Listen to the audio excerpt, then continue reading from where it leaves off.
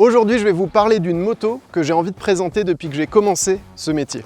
Elle date de 2007, elle coûte environ 6 000 € sur le marché de l'occasion et elle m'a fait ressentir des choses que je pensais impossibles sur une moto.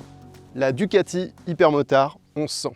Je vais donc vous expliquer en quoi elle est géniale, en quoi elle est aussi un petit peu merdique. Est-ce que c'est fiable? Est-ce que c'est rare? Et surtout à quel type de motard ou de motarde elle se destine. Mais étant donné que je dois être totalement transparent avec vous, celle-ci est ma moto perso.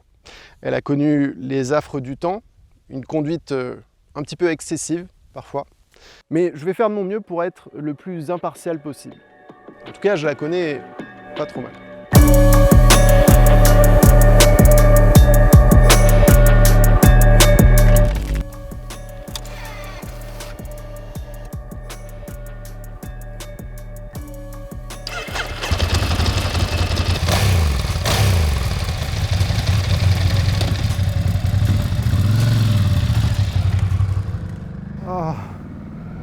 Oh là là, le lâcher d'embrayage avec cette moto, à chaque fois ça me fait des petits guillis dans le ventre quoi. Entre le bruit, les vibrations, il y a quelque chose. C'est une Ducati, on le sent tout de suite, mais c'est pas n'importe laquelle. Avec l'Hypermotard, Ducati voulait créer une moto complètement nouvelle, qui n'avait que pour objectif d'être fun. Un truc pour les jeunes, qui était une vraie rupture pour la marque. Ils sont partis de l'esprit d'un super motard, donc une moto facile, agile, sensationnelle. Mais elle devait être capable de rouler à 220 km/h, avec un 10 cylindres en L, une injection électronique, de la très belle pièce. Bref, elle devait respecter la technologie Ducati. Le résultat est une moto à mi-chemin entre un supermotard et un roadster, comme l'étaient les KTM 950 Supermoto, la BMW HP2 Megamoto ou l'Aprilia Dorso Duro. Et en faisant ça, Ducati a impressionné par son audace, tout en satisfaisant les fans de la marque. En gros, ils ont créé un supermotard, mais avec des pièces nobles, propres à Ducati. Pour le côté supermotard, on retrouve des suspensions avec pas mal de débattements, ce qui fait une moto assez haute, qui a peu de carénage, qui est très dépouillée.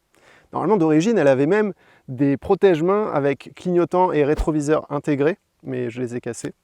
Pour le côté Ducati, puriste, on retrouve un freinage Brembo avec des étriers radiaux qui étaient équipés aussi sur les sportifs de l'époque, un cadre en treillis tubulaire, historique typique des Ducati, un monobras oscillant qui découvre une belle jante Marchesini, des pots sous la selle. On peut difficilement faire plus Ducati que cet équipement. Sauf peut-être une chose.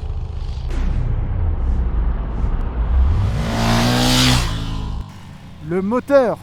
Alors désolé pour les néophytes, il va y avoir 15-20 secondes un petit peu relou pour vous. Mais on est en présence d'un bicylindre en L, donc un moteur assez étroit, de 1100 cm3, avec une distribution desmodromique, donc une technologie que Ducati est le seul à utiliser, et surtout refroidissement par air avec 2 soupapes par cylindre. Donc c'est le fameux 2 soupapes à air de chez Ducati. C'est une motorisation typique des Ducati de l'époque, faite pour procurer beaucoup de couples à bas régime. Ce moteur, c'est celui de la Multistrada 1100, qui avait elle-même le moteur de la Monster, et ainsi de suite jusqu'aux années 80. Résultat, et je vais citer Ducati, j'ai appris par cœur la phrase en espérant un jour pouvoir la replacer et avoir l'air intelligent, donc c'est maintenant, faut pas que je bafouille. Ce moteur est le résultat de 30 ans de développement de bicylindres desmodromiques refroidis par air. C'est le moteur de moto parfait.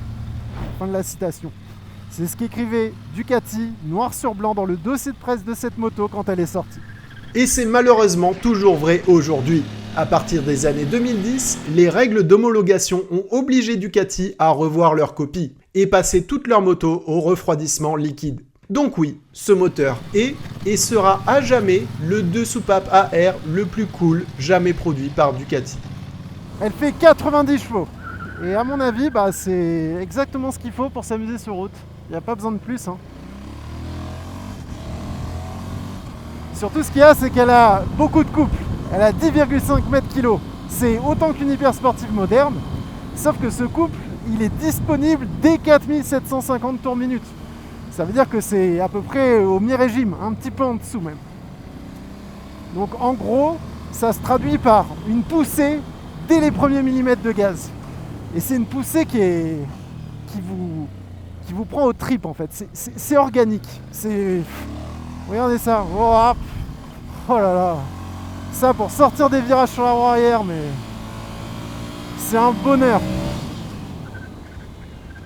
En ce sens, l'hypermotard ressemble vraiment à un supermotard. On n'a pas besoin d'atteindre des hautes vitesses pour se faire des sensations. Et le châssis est aussi dans ce mood, on va dire. En fait, on va faire un peu de théorie là.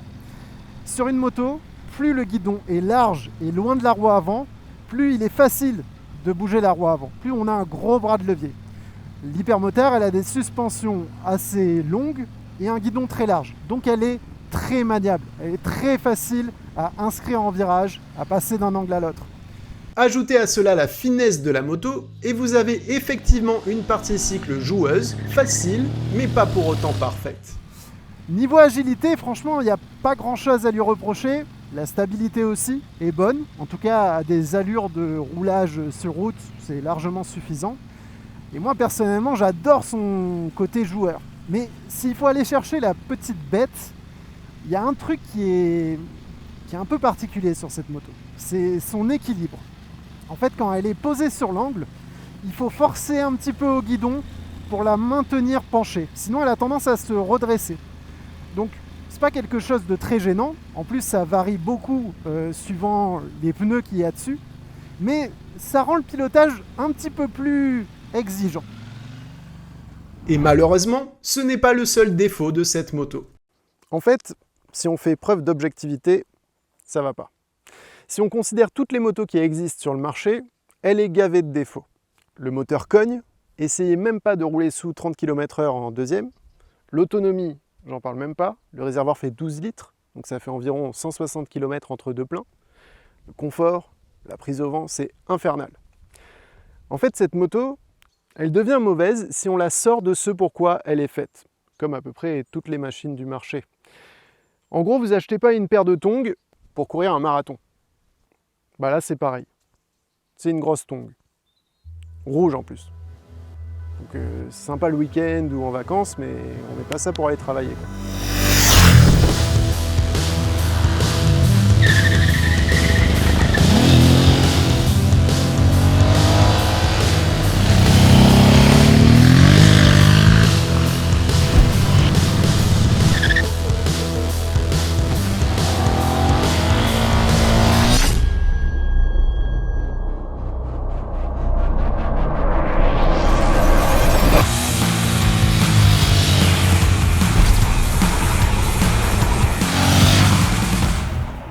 Alors si cet essai vous a mis l'eau à la bouche, avant de vous précipiter sur le bon coin, on va répondre à 3 questions.